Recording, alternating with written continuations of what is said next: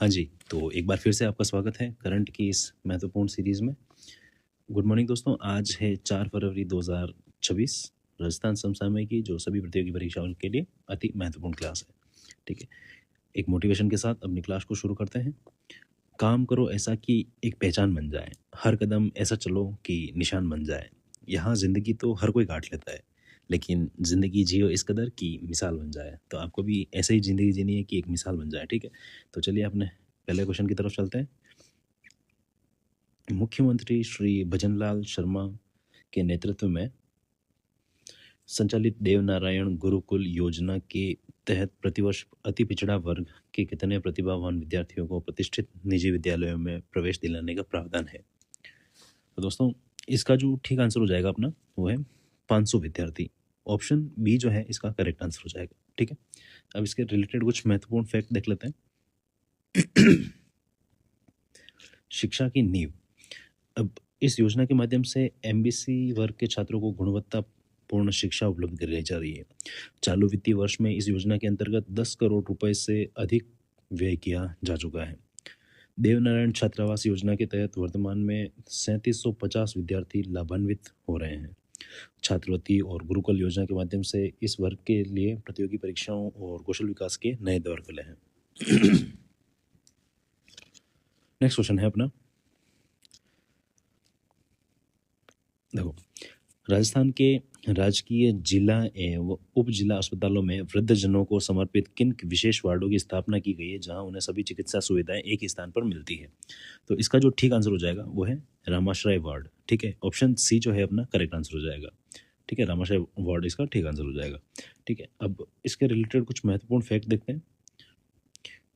रामाशय वार्डों में भर्ती वृद्धजन को सैंपल बेड पर ही लिया जाते हैं और रिपोर्ट भी वहीं उपलब्ध कराई जाती है, ठीक है?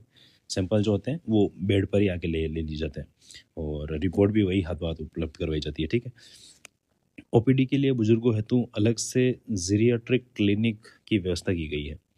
इन वार्डों में फिजियोथेरेपी हेतु शॉर्ट वेव डायाथर्मी और अल्ट्रासाउंड थेरेपी जैसे उपकरण भी उपलब्ध है, ठीक है? प्रत्येक वार्ड के लिए एक नोडल अधिकारी नियुक्त किया गया है जो व्यवस्थाओं का संचालन करता है।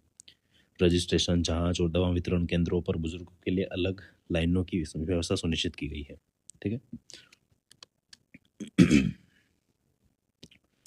नेक्स्ट क्वेश्चन है, मुख्यमंत्री श्री भजनलाल शर्मा ने हाल ही में किस विभाग की उच्च स्तरीय बैठक में अपराधियों के विरुद्ध की गई कार्रवाई की प्रगति के प्रत्येक कितने दिनों के अंतराल पर मॉनिटरिंग करने के निर्देश दिए हैं?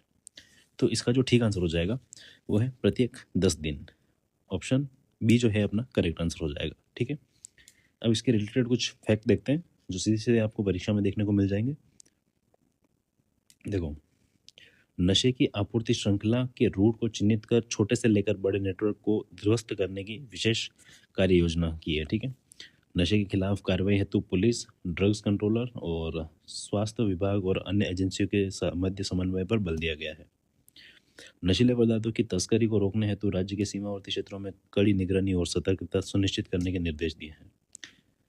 विद्यालयों और महाविद्यालयों में नशे के दुष्परिणामों, पोक्सो एक्ट और अन्य कानूनों के प्रति जागरूकता कार्यक्रम चलाने पर जोर दिया है, ठीक है? और साइबर अपराधों के विरुद्ध अब तब तक विशेष अभियान चलाने के निर्देश दिए हैं जब तक अपराध जड़ से समाप्त न हो जाए, ठीक है? अब जब तक अपराध जो है वो जड़ तक समाप्त नहीं हो जाता तब तक अभियान चलाने के निर्देश दिए गए हैं। साइबर अपराध आप जानते होंगे कि जो ऑनलाइन ठगी के माध्यम से वगैरह जो ठग होते हैं, ऑनलाइन जितने भी ठग होते हैं वो सारे साइबर अपराध की श्रेणी में आते हैं, ठीक है?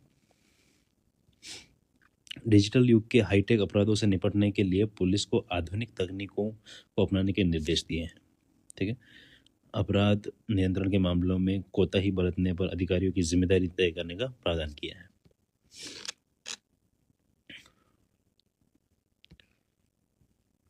अरावली ग्रीन वॉल कार्यक्रम के तहत केंद्र सरकार ने राजस्थान के अरावली जिलों में कुल कितने हेक्टेयर क्षेत्र में पौधारोपण का लक्ष्य निर्धारित किया है? तो इसका जो ठीक आंसर हो जाएगा वो है 52,530.20 हेक्टेयर, ठीक है? तो इतने क्षेत्र में अरावली ग्रीन वॉल कार्यक्रम के तहत केंद्र सरकार ने राजस्थान के इस क्षेत्र में पौधारोपण करने का लक्ष्य रखा है, ठीक है? जो ऑप्शन सी जो है अपना करेक्ट आंसर हो जाएगा, ठीक है? हाँ, नेक्स्ट है अभियान का विज़न। देखो, अभियान के विज़न में अरावली पर्वत श्रृंखला में हरित आवरण का विस्तार करना और मरुस्थलीकरण को पूर्व की ओर बढ़ने से रोकना है, ठीक है। और आगामी वित्तीय वर्ष में विभिन्न स्थानों, विभागों और में आवंटित वृक्षारोपण लक्ष्यों को इसी अभियान के तहत पूरा किया जाएगा, ठीक है। जिसका नाम क्या होगा? हरियालो राजस्थान अभियान। पारदर्शिता हेतु नवाचार। अभियान की वास्तविक प्रगति के आंकलन और लापरवाही को रोकने के लिए थर्ड पार्टी मूल्यांकन की व्यवस्था भी लागू की गई है। मानसून सत्र को देखते हुए जुलाई से अभियान की प्रभावी शुरुआत करने के निर्देश भी दिए गए हैं, ठीक है। नेक्स्ट देखते हैं। सभी जिला कलेक्टरों को पौधारोपण स्थलों की पहचान और प्रजातियों के चयन हेतु विस्तृत प्लान ऑफ एक्शन बनाने को कहा है, ठीक है। इस अभियान को जन आंदोलन का रूप देने के लिए स्कूलों, स्वयंसेवी संगठनों और उद्योगों को जोड़ा जाएगा। केवल वृक्षारोपण ही नहीं बल्कि जल एवं मृदा संरक्षण कार्यों पर भी विशेष ध्यान दिया जाएगा। नेक्स्ट चलता है। प्रमुख सचिव माइंस एवं चेयरमैन RSGL के अनुसार राजस्थान का पहला LNG प्लांट कहाँ निर्माणाधीन है? तो यहाँ से प्रश्न पुटअप होने की पूरी संभावना रहती है, ठीक है। तो देख लेना, ये प्रश्न इंपॉर्टेंट लगा लेना, ठीक है। देखो, प्रमुख सचिव माइंस एवं चेयरमैन RSGL के अनुसार राजस्थान का पहला LNG प्लांट कहाँ निर्माणाधीन है, ठीक है। तो इसका जो ठीक आंसर हो जाएगा वो है निमराना अलवर। निमराना जो अलवर है, यहाँ LNG प्लांट जो राजस्थान का पहला है, ठीक है, तो निर्माणाधीन है, ठीक है। अभी बना नहीं है पर इसका काम जो है सुचारू रूप से चल रहा है, ठीक है। ऑप्शन बी जो है अपना करेक्ट आंसर हो जाएगा। नेक्स्ट है LNG का लाभ, ठीक है। देखो, निमराना प्लांट तैयार होने से लंबी दूरी के वाहनों, खनन क्षेत्रों और औद्योगिक इकाइयों को सस्ती और स्वच्छ ऊर्जा मिलेगी। कोटा में पायलट आधार पर कंप्रेस्ड बायोगैस उपलब्ध कराना आरंभ कर दिया गया है। इसमें कौन सी योजना है? CBG पायलट प्रोजेक्ट, ठीक है। EV network. जयपुर के आसपास 300 से 400 किलोमीटर के दायरे में EV चार्जिंग नेटवर्क विकसित करने की योजना है। एक्सप्रेस वे नवाचार। जयपुर, कोटा और प्रमुख एक्सप्रेस वे पर LNG आउटलेट खोलने की संभावनाएं तलाशी जा रही है। नेक्स्ट देखते हैं। संस्थागत विवरण। यह निर्णय राजस्थान स्टेट गैस की 46वीं संचालन बैठक में लिया गया है, ठीक है। प्रमुख व्यक्तित्व में देखें तो प्रमुख सचिव माइंस श्री T रविकांत और श्री रणवीर सिंह प्रबंध निदेशक और RSGL है, ठीक है। और सहभागी संस्था में देखें तो इस बैठक में गेल गैस और RSMM के प्रतिनिधियों ने भी भाग लिया, ठीक है।